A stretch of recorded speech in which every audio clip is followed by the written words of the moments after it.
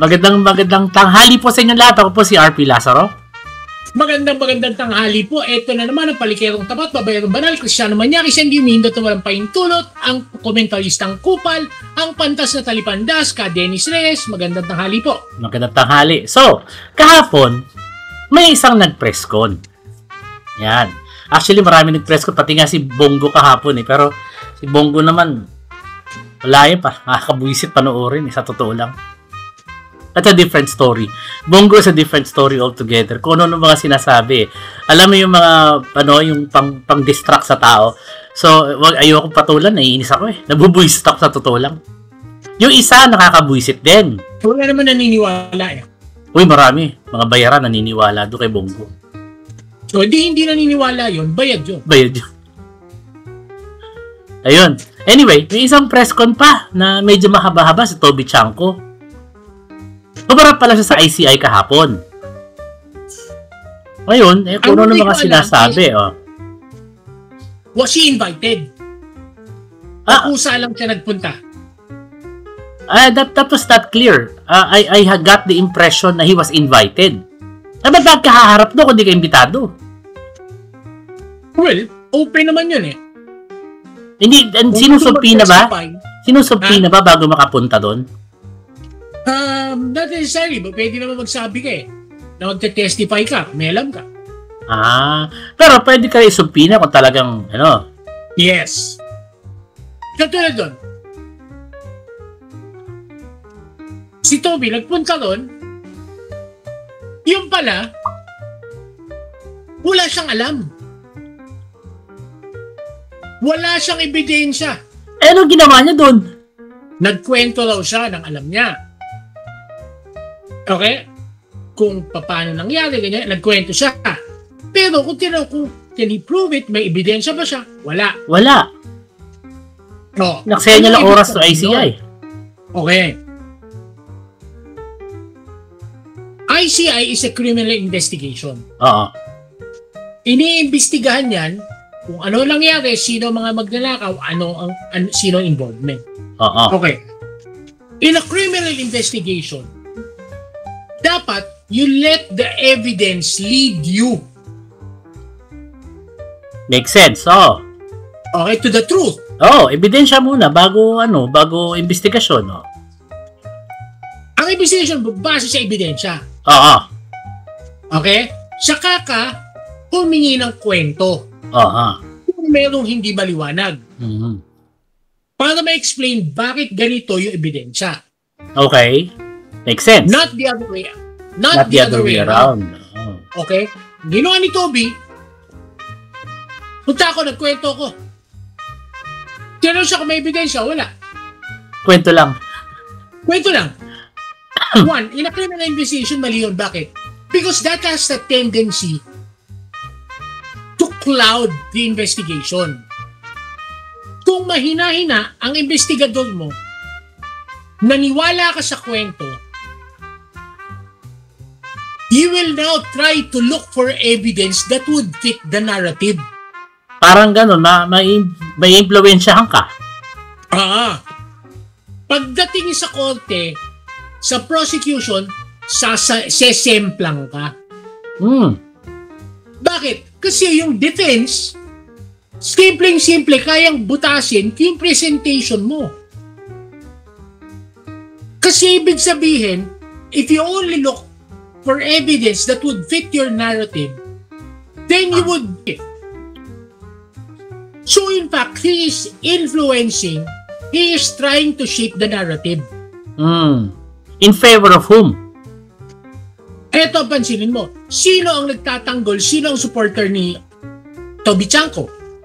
Parang wala akong makitang ibang politiko sumusuporta sa Yung kanya. mga DDS trolls. Does that count? Okay, in social media, it does. Subukan mo. Try criticizing Toby Chanko. Kukuyugin ka ng mga DDS trolls. Yan. Yung mga bayad. So doon pa lang makikita mo na kanino kakampi si Toby. Kasi may utos to defend Toby.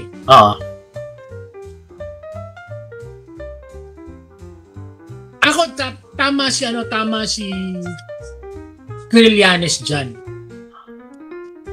Sinabi na ni Trillanes si Toby Chanko na nanabutahe yan. Dami niya pala dati yun. Dami niya na pala yun dati. Sinabi niya yun.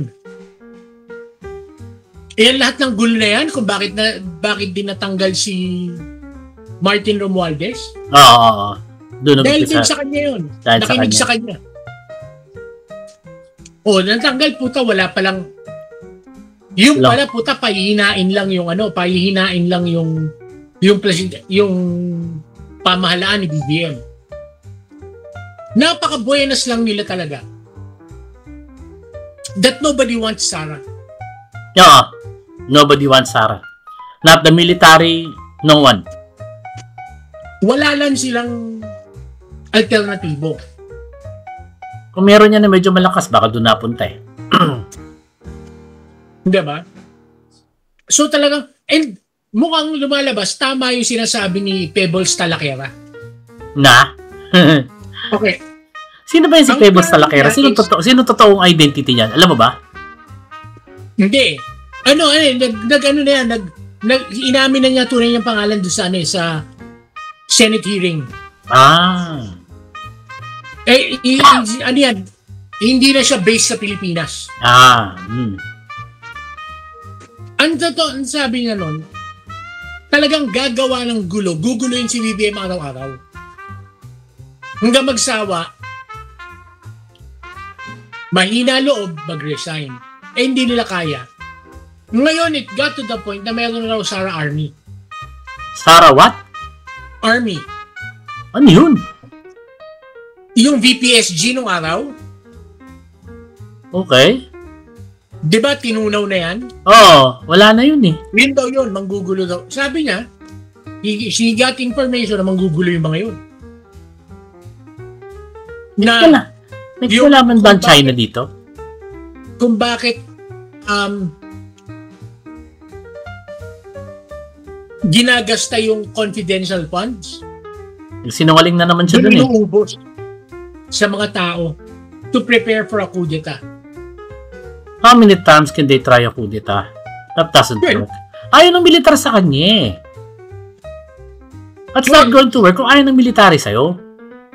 Yeah, pero ang mahirap doon, pagka ganun, puta, pwedeng assassination plot na. May ibang usapan na yan. At pag assassinate si BBM, talaga si Sara makikinabang. Yes. Ako ang naisip ko, may kinalaman ba China dito sa ano? Well, it turns out, nung una suspecha natin, di ba? Oo. Ang lumalabas ang bagong kwento dun sa gulo sa Maynila. Oo. Ang nagpondo yung mga kontraktor. Tsaka yung mga taga DPWH. Wow. Sila Bernardo. Yung September 21. Tsaka yung mga politiko nagsabi. Yung September 21. Yung mga politiko nagsasabi. Yan, sila Diskaya. Yan, oo. Yung mga ibang kontraktor. Remember, yung mga contractors, close yan kay Bongo. Oo. Kasi yun na nagsimula ng lahat si Bongo eh. Oo, doon sila nakatanghod eh. Ang puta, alam nila, pag lumutang yan, tangina lahat ng ninakaw nila, babawiin. Totoo yan. At lahat makukulong. Alam totoo nila yan. na sa Napoles experience. Oo. Tangina, walang politikong nakulong, puro sila. Puro sila lang, oo. So, malamang makukulong yan, sila sa mga kontraktor yan. Oo. Naka-underling, oo. Kaya desperado yung mga kontraktor. Puta, sinong kontraktor na magka-turn state witness? Alam mo puta, ikaw lang ang makukulong. Oo. Yan sila Bryce, sigurado na yan, may selda na yan. So, ang gumagastos daw, mga kontraktor.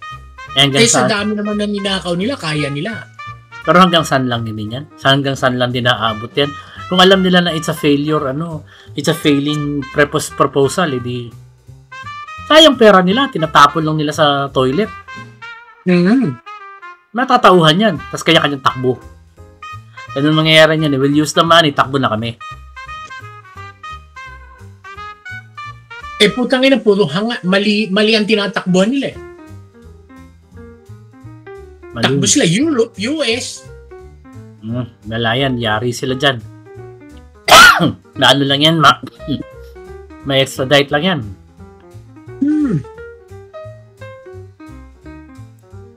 Saan sila tatakbo? Dapat ang tatakbuhan nila. Antarctica, mga ganun. Gagawin nila doon. Saan mag-aaral yung mga anak nila doon? Madagascar. Yan. Yeah, mga ganyan. Mga Africa. Mga Somalia.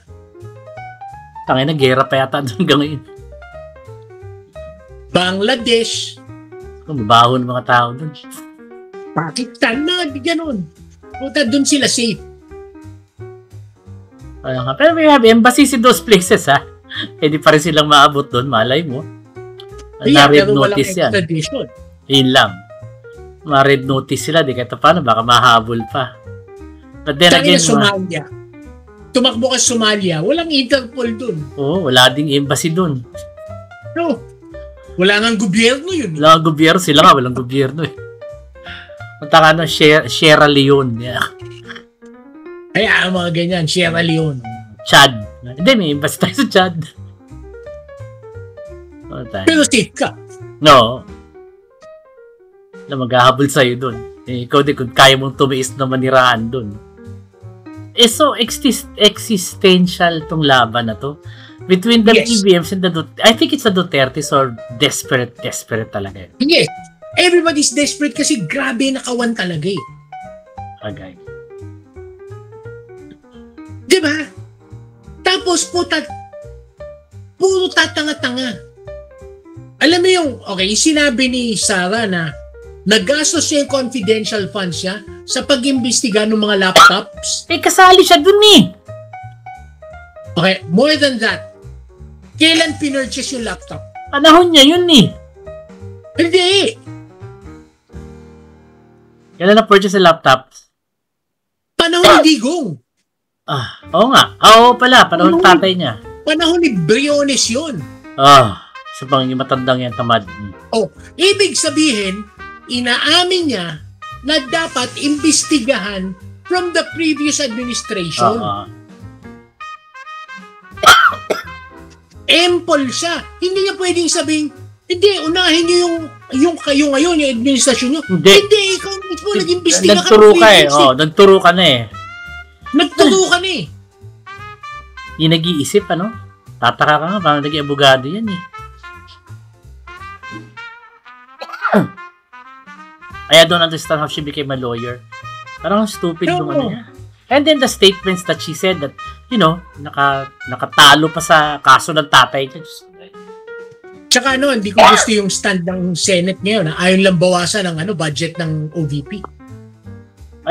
Ewan ko, para silang dapat magmatigas ang House.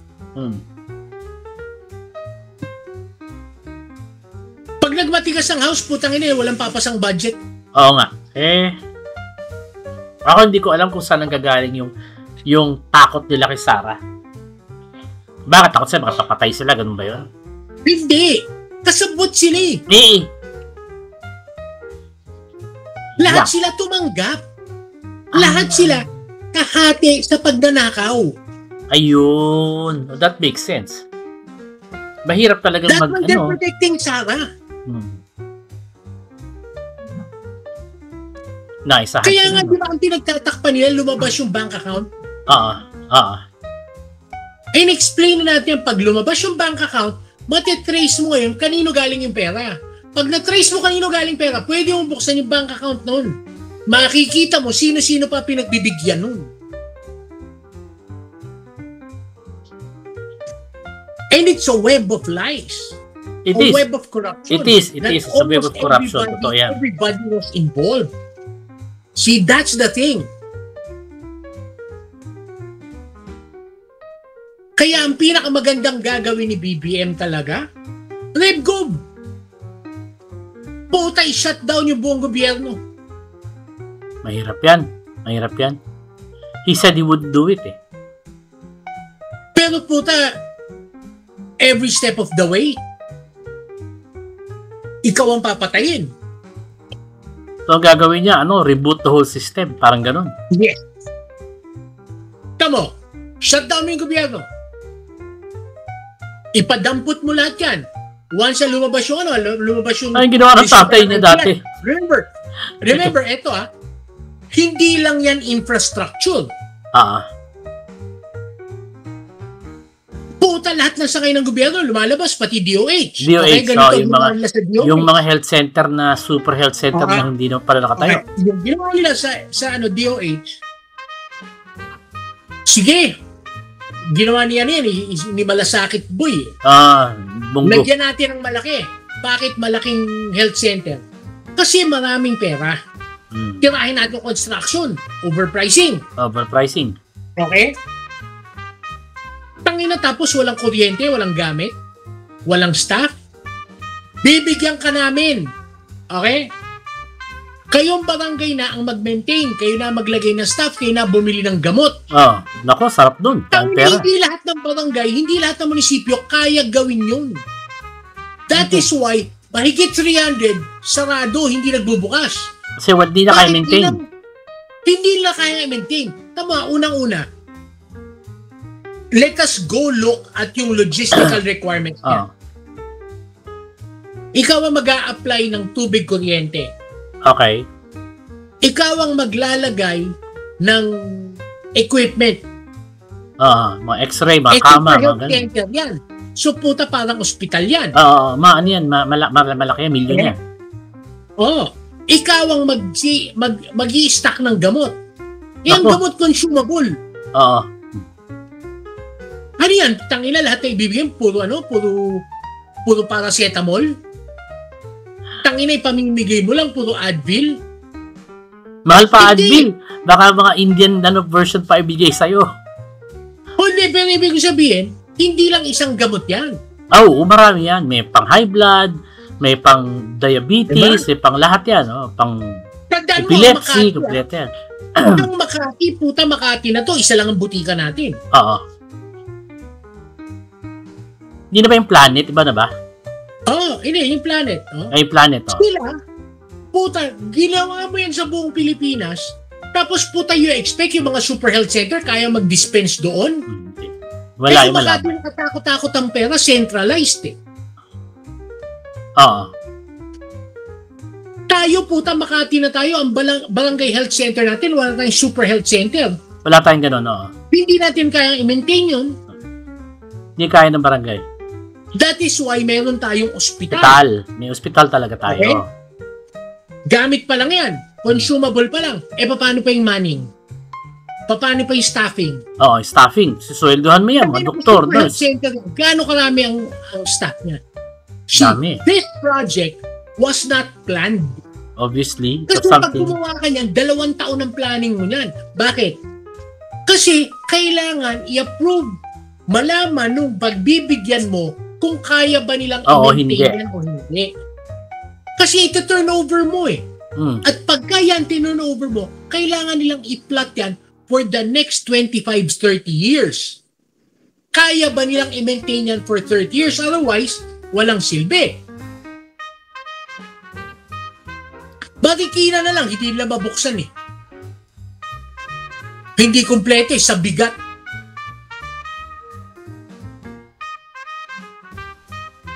Bakit ganon?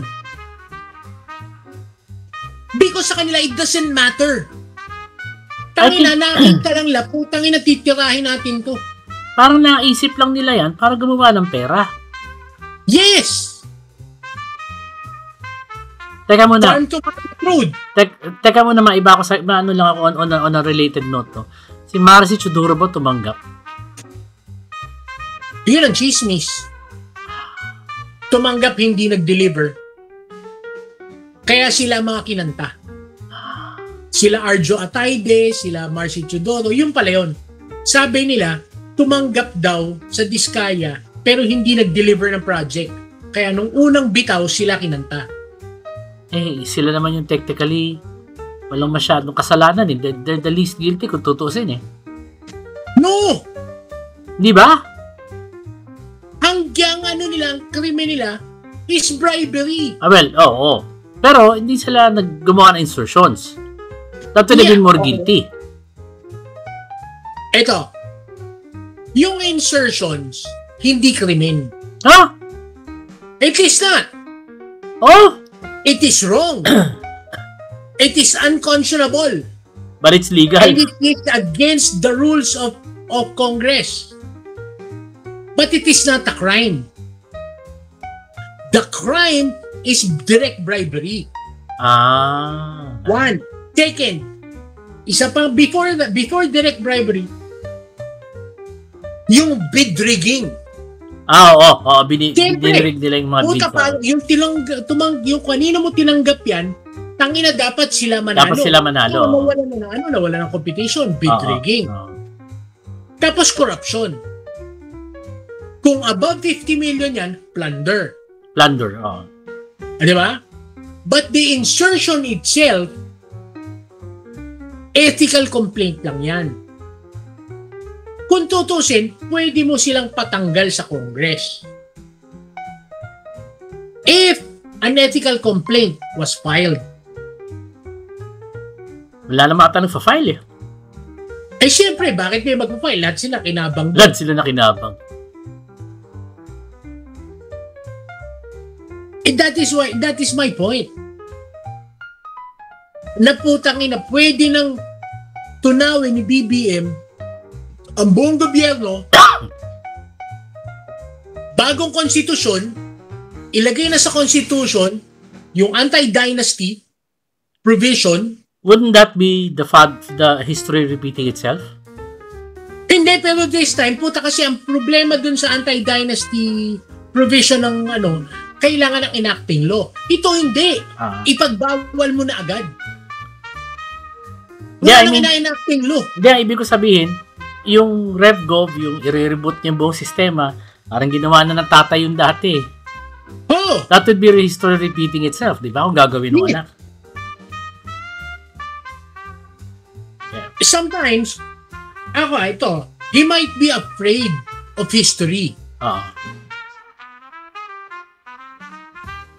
Pero what can you do? So you're saying na, if the son repeats the father's act of dissolving Congress and putting up his own batasang pambansa, this time, that would have been more warranted than before. Kasi dati hindi naman natin kailangan. Yes. Pero ngayon, kailangan na natin yon. Yes. Tapos lagay pa rin yung same provision sa Constitution na may term limits. Dapat ngayon, kung ako tatanungin, no possibility of re-election eh. Pag natapos mo yung 3 terms mo, retire ka na. Hindi ka pwedeng tumakbo sa yung position. Bigay mo na sa mga kabataan yan. Diba? That's an interesting thought, no? For the son to repeat what the father term did. Limit. For the son to repeat what the father did. Anti-dynasty provision. Unicameral form of government. Tapos. For history to repeat itself, this time it's warranted. Tapos ako ito. This time, kailangan na siya.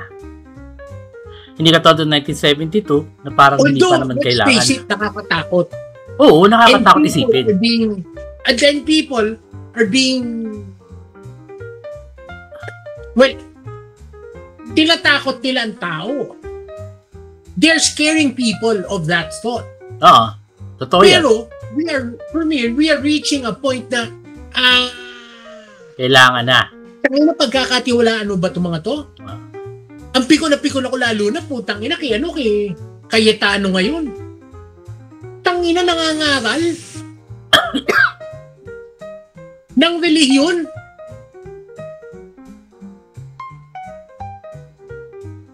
Bakit niya ginagawa yun? Wala na siyang, wala sa argumento? Wala na siyang argumento? Dinadaan sa Diyos? Kasi nagmamalinis. Na ang dami naman niyang kalokohan. Ito yung to, pukinginan to, ito yung talagang taking the Lord's name in vain. Kasalanan na yan, puta. 10 commandments na yan.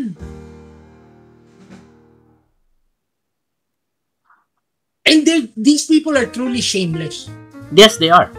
They are. For doing what they do, they are very shameless. Obvious naman yan. Kaya yan puta, tapos saka, di ba, baguhin mo, tapos you let the new generation take over. Yeah. The younger people. The younger they'll people. do better. Hopefully they'll Pero do you better. let the younger people understand first. That is why you're giving them the reins of power. Because it is now up to them to fix what is wrong. Now, if they continue doing the same things, yung mga parehong pagnanakaw na ginawa ng mga previous nauna sa kanila. generation, tangina bakit pa?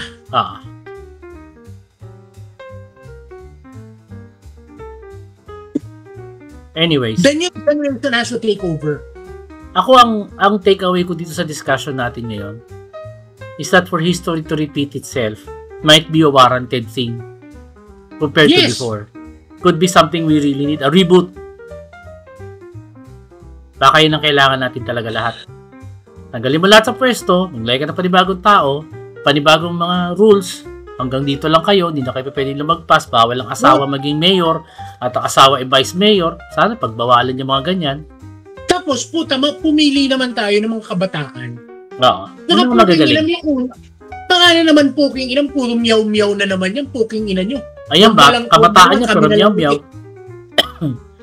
Yun naman sanang may mental health, walang mental health defect. Huwag naman tayo bumoto ng buang. Bakit mo ba? Sa Cavite sila bumoto ng buang, no? Siguro sinunod lang kasi yung tatay ko, yung tatay dating dating leader sa lugar nila, sinunod yung anak. Kala nila matino yung anak, tililing.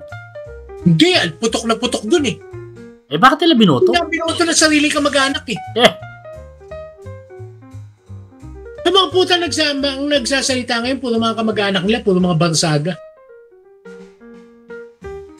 Oo. Ay, nako. Well, something to think about. Ito sa ating medyo naubos na ating end. We've reached our time. Pag-isipan ho ninyo, mag-comment ho kayo, like and share para ho maabangan nyo yung susunod naming mga episodes. Tapos kung may tanong ho kayo, handa ako makipag-away si Ka Dennis sa inyo. Pero kung tanong lang, pwede naman ho. Mas maganda kung tanong lang. Pwede magbigay ng comment ho. Hindi man ho tayo pareho ng comment basta mag-comment kayo. Yan lang. Wag lang pagka fake news, TDS, nako, yari. Walang basis, automatic, block kayo.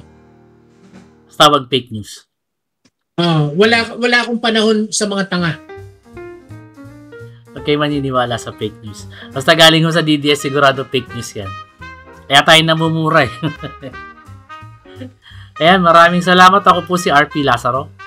Ito na naman ang komentaristang kupal, Ka Dennis Reyes, nagpapaalam. Maraming salamat. Bye-bye. Thank you. Babalos. Thank you.